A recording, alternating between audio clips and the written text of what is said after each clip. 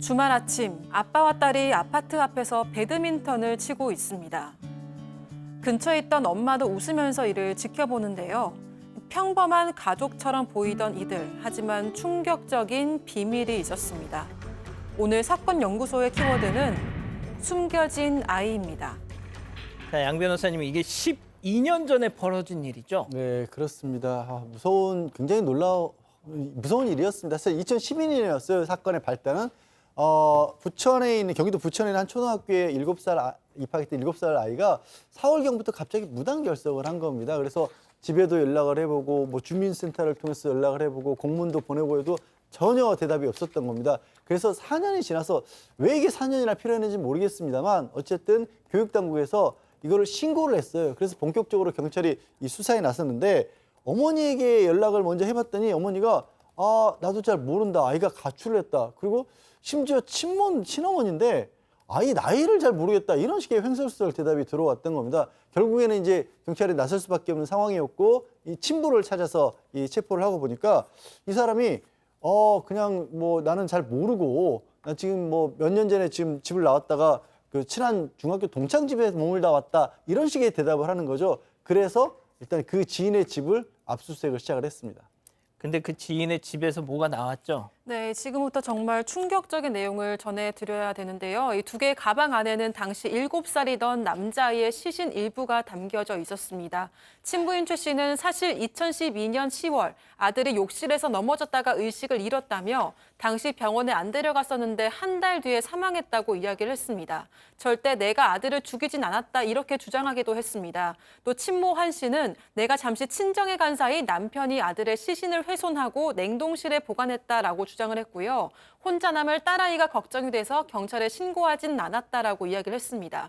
이들은 무려 약 4년 동안 아들의 시신을 냉동실에 보관을 하고 있었던 겁니다. 그러다가 최근 친모 한 씨가 긴급 체포되자 아들의 시신을 이삿짐인 척 최 씨의 지인 집에 옮겨놓다가 덜미가 잡힌 거라고 합니다. 자, 친부란 자는 난 죽이지 않았다, 아들 죽이지 않았다라고 했는데 친모의 말은 달랐습니다. 네, 친모 말에 따르면 남편이 좀 아이 체벌을 좀 했다라고 합니다. 남편의 좀 몸무게는 운동을 많이 해서 90kg 거구였고, 또 아이는 16kg 정도 좀 작은 아이로 보였습니다. 당시 이제 이 7살 아이에서 매주 두세 차례 1시간 정도 폭행을 했다고 하고요. 친부 얘기에 따르면 자기도 어릴 때 어머니한테 많이 맞았다라고 얘기를 합니다. 맞기는 맞았지만 병원에 간 적은 없다라고 얘기를 하고요. 결국 친부, 친모 둘 다 어린 시절에 친부모한테 잦은 체벌을 당했었다는 얘기가 있습니다. 자, 7살짜리 아이 체중이 16kg였습니다. 16kg.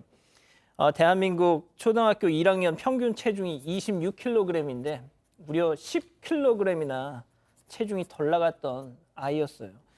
자, 오 교수님, 나도 많이 맞았으니까 우리 아들도 이 정도는 팰 수 있다. 이 얘기인가요? 부모한테 맞은 아이들이 다 이런 짓을 갖다 하는 것은 아니죠.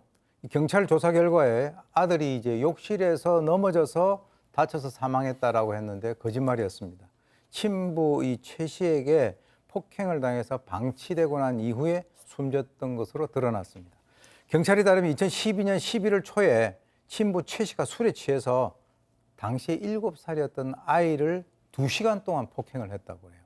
그래서 아이 머리를 갖다 권투하듯이 강하게 이제 때렸고, 당시 7살 아이는 폭행과 굶주림으로 결국 탈진한 그 상태에서 누워 있다가, 그 당시에 이제 그 어머니 친모 한 씨가 아들 모습에 대해서 TV에 나오는 아프리카 기아 선상에서 헤매는 그 아이들 마른 거 있잖아요. 그거보다 조금 나은 수준이었다. 그걸 말이라고 하고 있습니까? 그래서 이 친부 최 씨 같은 경우는 자신의 범행이 드러날까 봐 아들을 방치한 채 그대로 숨지게 했고, 그런데 이 죽은 아이가 눈을 감지 않는다고 눈 위에다 테이프를 갖다 붙였다는 거예요.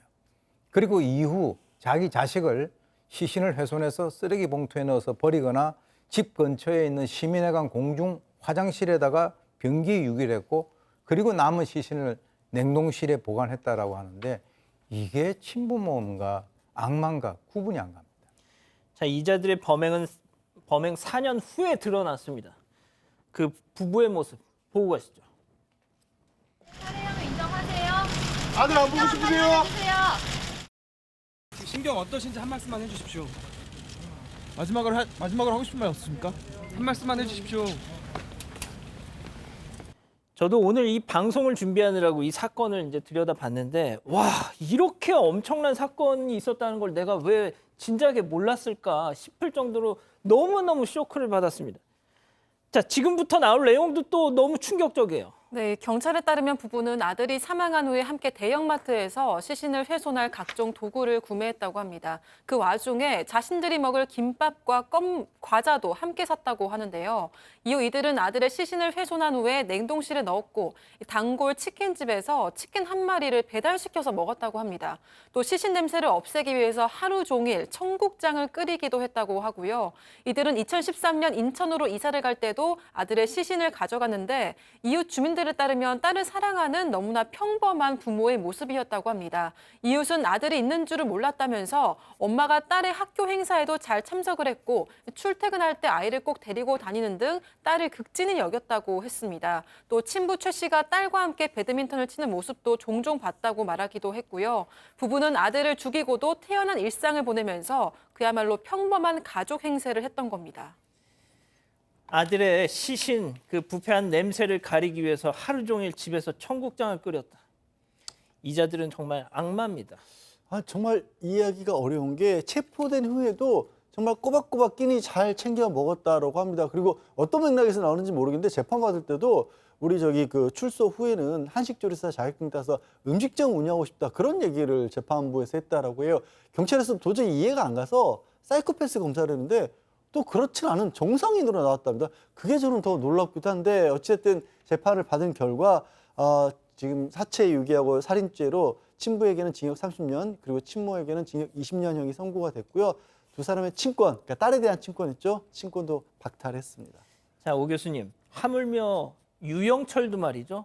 자기 자식 앞에서는 정말 순한 양이 됐다라고 제가 책에서 봤거든요. 유영철 같은 경우는 죄를 자기가 자백을 하지 않으니까 경찰에서 너희 아들을 데리고 와서 대면을 시키겠다, 대지를 시키겠다 이렇게 하니까 술술술술 불었습니다. 그러니까 이 두 사람 같은 경우는 아까 말씀하신 대로 뭐 우리가 평면적으로 비교를 할 수는 없지만은 정말 유영철보다도 더 정말 악마 같은 인간들인데 어떻게 자기들이 낳은 그 자식을 갖다가 그런 식으로 살해하고 또 거기에서 또 어떤 그런 잔인한 짓을 갖다가 할 수 있습니까? 이 두 사람 같은 경우는 특히 저는 이 친모라는 사람은 모성 본능이 있잖아요. 이 아버지하고 또 달라요. 그러면은 그 당시에 정말 자기 남편을 갖다가 어떻게 했었어야지 어떻게 거기에 예. 같이 가담해 가지고 이런 식으로 이 사람들 30년, 20년 제가 봤을 때는 너무 약한 게 아닌가 하는 생각도 듭니다. 아, 정말 너무 충격적인 사건입니다. 자, 사건 연구소 이렇게 정리하고요.